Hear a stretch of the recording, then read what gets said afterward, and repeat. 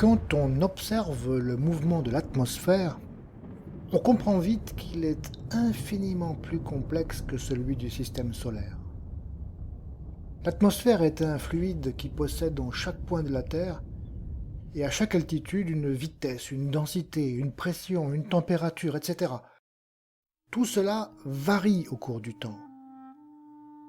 Il est bien sûr impensable de connaître toutes ces quantités en nombre infini. C'est un peu comme si nous étions dans un espace de dimension infinie. Pour y comprendre quelque chose, il faut faire des approximations. En 1963, Edward Lorenz simplifia encore le problème. Il le simplifia tellement que rien ne garantit que son équation a quelque chose à voir avec la réalité. Son modèle atmosphérique se réduisait seulement à 3 nombres, x, y, z, et l'évolution de l'atmosphère a une toute petite équation.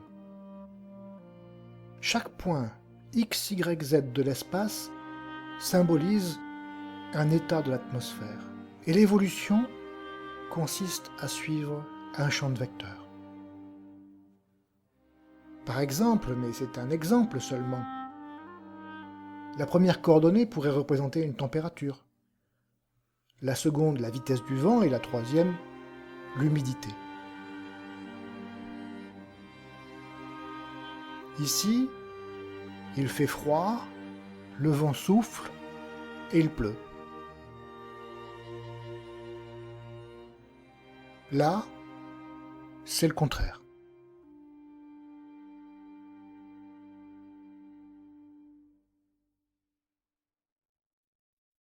Quand on suit une trajectoire du champ, on suit l'évolution du temps qu'il fait. Le prévisionniste ne fait donc que résoudre une équation différentielle. Lorsque Lorentz observa son modèle, il vit ceci. Tout cela a-t-il quelque chose à voir avec la vraie météo? Pas clair du tout. C'est ce que les physiciens appellent souvent un modèle joué, pour essayer de comprendre les grandes lignes d'un comportement complexe.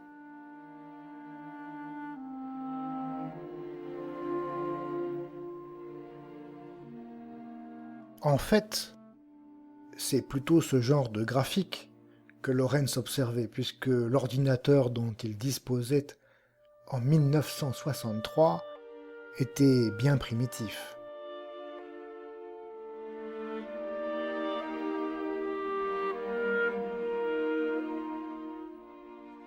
Considérons deux atmosphères, représentées par les centres de ces deux boules, extrêmement proches, deux atmosphères presque identiques, et observons leur futur.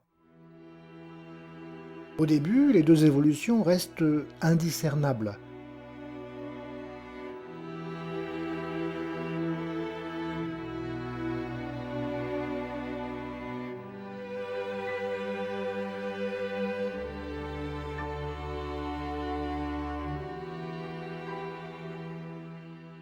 Mais ensuite, elles se séparent de manière significative. Les deux atmosphères deviennent complètement différentes.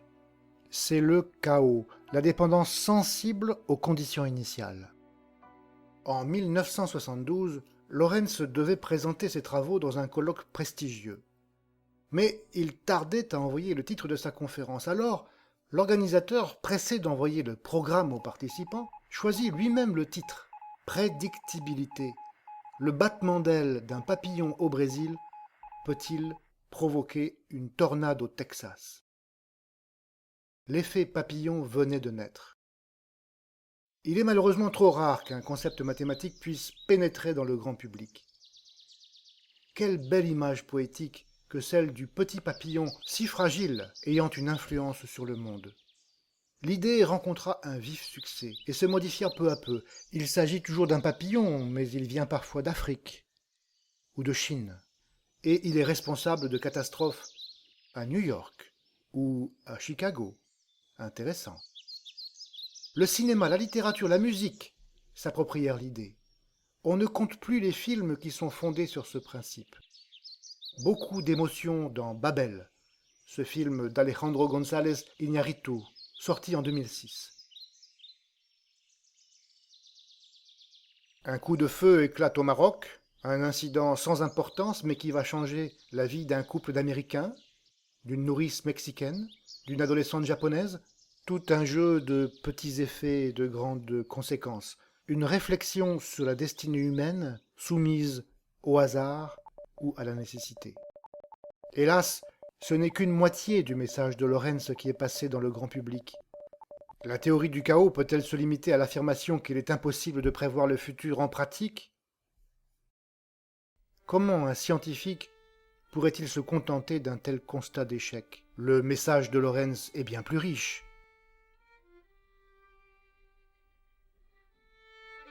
Voici deux trajectoires du système de Lorentz, une bleue et une jaune, qui ne partent pas nécessairement de conditions initiales proches.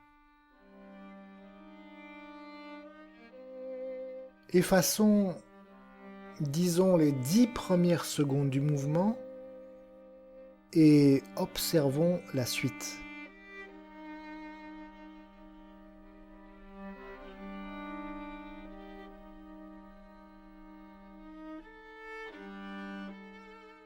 Que constate-t-on?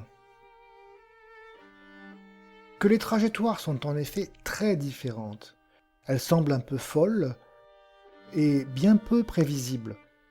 Mais elles s'accumulent sur le même objet en forme de papillon, qui semble ne pas dépendre de la position initiale.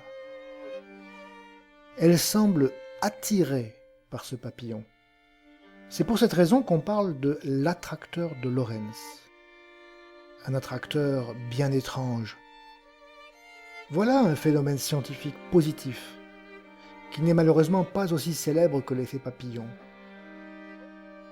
Au lieu d'observer deux trajectoires, observons-en beaucoup plus. Regardez toutes ces boules, qui sont tout autant d'atmosphères idéalisées.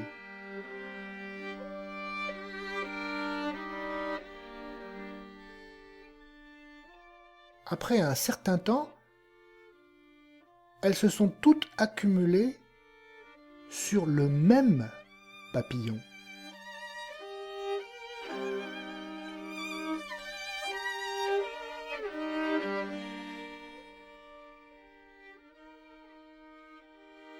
Un bien bel objet qu'on ne se lasse pas de regarder. Voilà de vrais problèmes pour les mathématiciens et les scientifiques en général. Au lieu de décrire le futur d'une condition initiale donnée, nous savons que c'est illusoire. Nous allons essayer de décrire l'attracteur. À quoi ressemble-t-il? Comment se comporte la dynamique interne? Dans les années 70, Biermann, Guggenheimer et Williams ont proposé un modèle simple pour essayer de comprendre l'attracteur de Lorentz. Voici une bande de papier. Plions, coupons, recollons.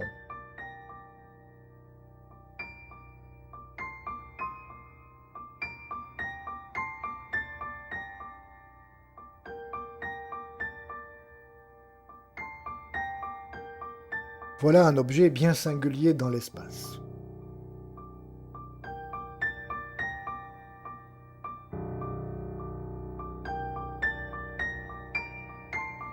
Plaçons-nous sur la ligne de départ.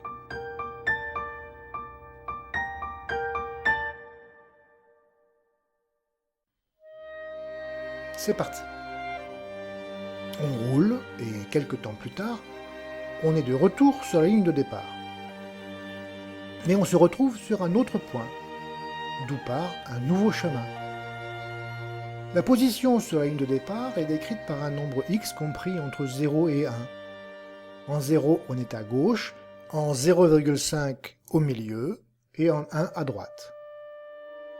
Si on part du point x, le point de retour est 2x si x est plus petit que 0,5 et 2x moins 1 si x est plus grand que 0,5.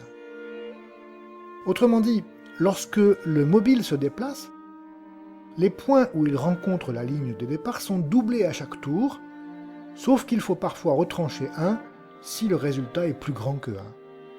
C'est un peu comme pour le fer à cheval. On a remplacé une dynamique en temps continu par une dynamique en temps discret. Les passages successifs sur la ligne de départ.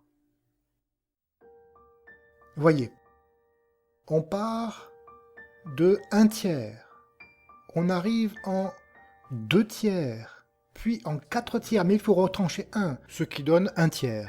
Nous sommes revenus au point de départ après 2 tours. Nous avons une trajectoire périodique de période 2.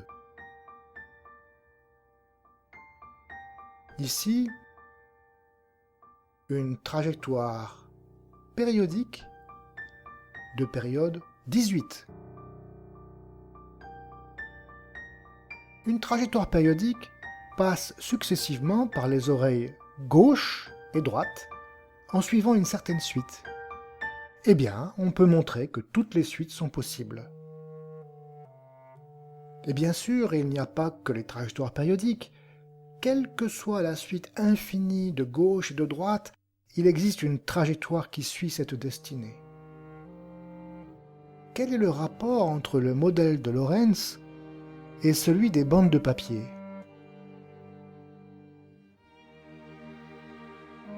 Eh bien, il a fallu attendre 2001 pour que le mathématicien Tucker démontre que les bandes de papier décrivent bien le mouvement de Lorentz. Pour chaque trajectoire dans l'attracteur de Lorentz, on peut trouver une trajectoire sur les bandes de papier qui se comporte exactement de la même manière. La compréhension du mouvement de l'atmosphère se ramènerait-elle à multiplier sans cesse par 2 un nombre compris entre 0 et 1 et à retrancher 1 si le résultat est plus grand que 1? Bien sûr que non. Tout cela est encore trop simpliste, mais c'est une illustration du phénomène. Les choses simples, les mathématiciens aiment. Pourquoi l'effet papillon a-t-il un tel succès? Peut-être parce qu'il restaure notre liberté individuelle. Le déterminisme froid légué par Newton pouvait mener à une espèce de fatalisme. Le papillon de Lorentz affirme que, si petits que nous soyons, nous pouvons avoir une influence sur le monde. Bonne nouvelle pour nous.